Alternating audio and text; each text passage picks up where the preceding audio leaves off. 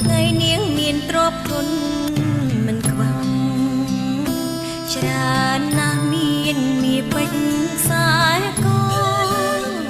ចិញ្ចៀនខ្សែដៃទុកទូកៅអីសត្វតែល្អ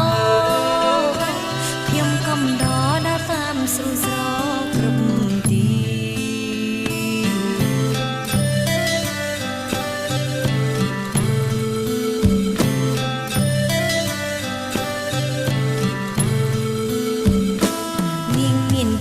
ជាកូនសេដ្ឋីអ្នកស្ដុក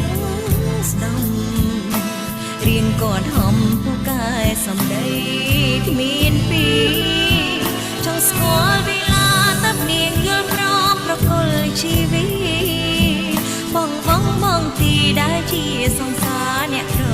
ក្រេនាងសានឈឺផ្សាចោលស្នា